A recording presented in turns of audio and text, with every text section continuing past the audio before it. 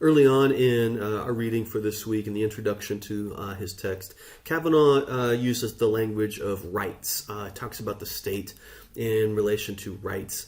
And I'm going to use the term liberalism for that. Now, liberalism is not left-wing American politics or something of that nature. It's not socialism.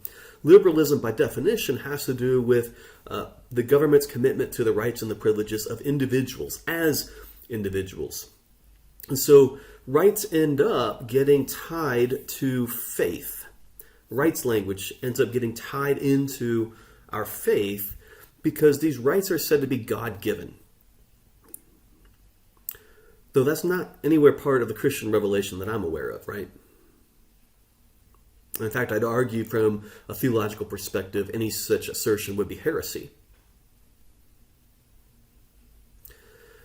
But it's argued from the doctrine of the Imago Dei, the image of God, theologically, that we do have these inalienable, inborn, God-given rights. Because each of us bears the image of God, we have the right to be treated with dignity or something like that. Now, this is a grave misunderstanding of the Christian doctrine of the Imago Dei. But this sort of language has taken deep hold of the imagination of Christians today, along with a lot of other people, but particularly Christians in this sense, such that today, I would argue there is nothing more liberal today than the evangelical church. In fact, the doctrines of liberalism have replaced church doctrines for many believers. We know, we understand, we would die for, we would sacrifice for doctrines of liberalism. Many of us don't care about Christology or the Trinity. Those things are irrelevant to us. But liberalism, that matters. So Kavanaugh says that one of the reasons that rights language can be ineffectual, and I'm quoting now, it says, quote, one of the reasons that rights language can be ineffectual, therefore, is that it is founded in the same atomization of the body politic from which the state derives its power. Rights, as they've been developed in the West, transfer power, here's the thing that I think matters, transfer power from particular social groups to the universal state, and they build a protective wall around the individual. So that's from page 4 of his text. Now, a lot of this, in the background of all of this is John Locke's view of government, and others like Locke, Hobbes, and others as well. So the idea is that government derives its authority from the people. So we have this myth of the original state of nature, and Hobbes and Locke and others who use this myth. They don't think they're describing an actual historical state of affairs. They're telling an origin story. How did government come about? Well, it used to be the case that we were all free and sovereign, and there was no government. We could do anything we wanted, and then we decided that high school, living like we do in high school, is really a bad idea. Bigger, stronger people can just come and take our stuff. That's not cool. So we establish government. We give up some of our liberty in exchange for security. We get to keep our stuff, right? And so government is authorized by the people and for the sake and for the good of the people in a liberal government, which is what we're talking about here. We're talking about protecting the rights and the freedoms, the privileges of individuals. That's a liberal government. But sometimes liberal governments go bad, like they did in Chile, like they did in Germany. Maybe you can think of other recent examples of governments going bad. And when that happens, rights language turns out to be rather useless. Why? Because only those who already wield political power have the ability to wield the language of rights. Those without political power, the disenfranchised, the minorities, they don't have any political power to wield, so government doesn't have to care about their rights. Because, as Kavanaugh said, rights have developed in the West as a transfer of power from particular social groups, like white landowning males, right, to the universal state. And so we didn't care about the rights of women until women started to develop some political power of their own. And then they could lend some of that political power to the states. Civil rights, the same thing with African Americans. So the rights of those without political power rarely affect political discourse, because political powers don't need the authorization from those groups of people. So let that sink in.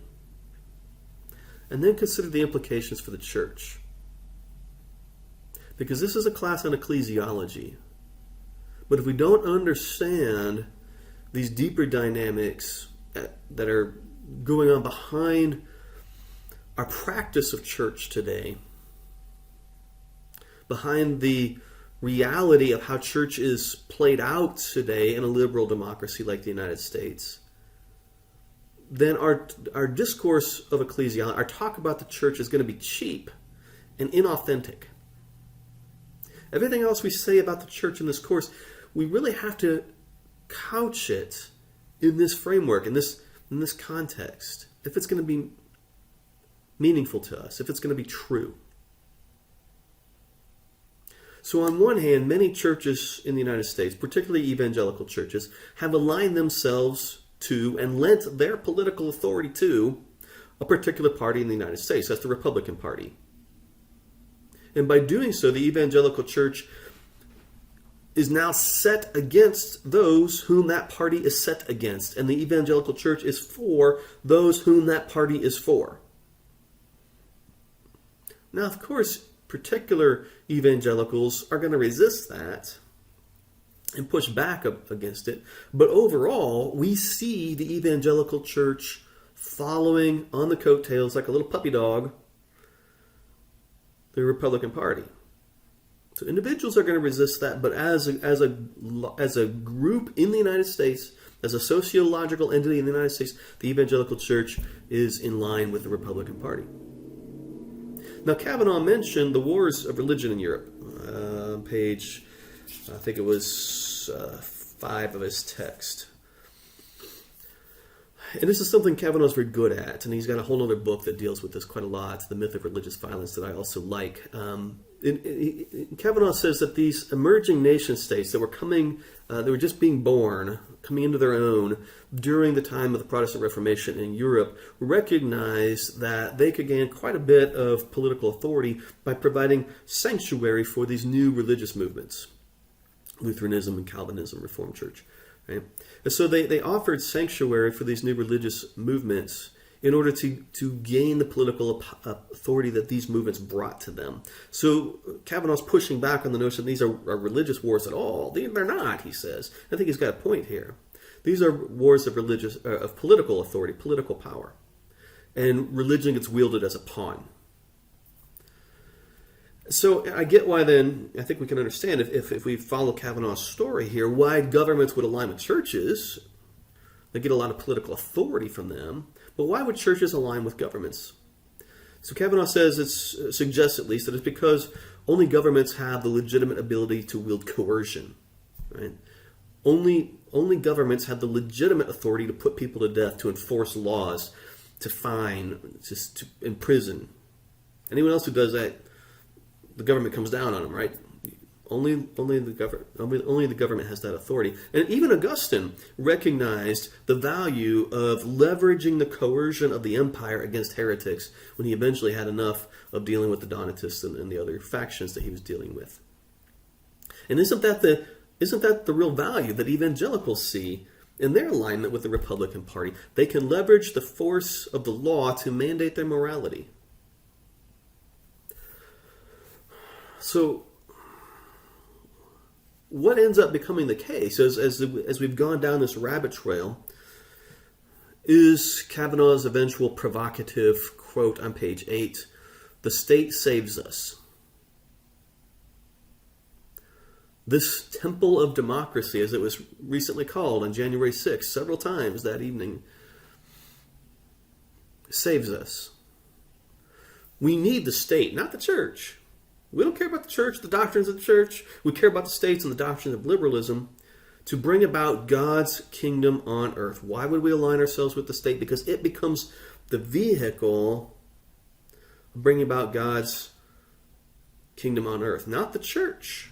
The church isn't bringing about God's kingdom. The state is bringing about God's kingdom. The state becomes the space of salvation, not the church. The state becomes the place where salvation happens or not. So this leads us to Cyprian's question, can there be salvation outside the church? And that's exactly why we're looking at Cyprian this week alongside of Kavanaugh.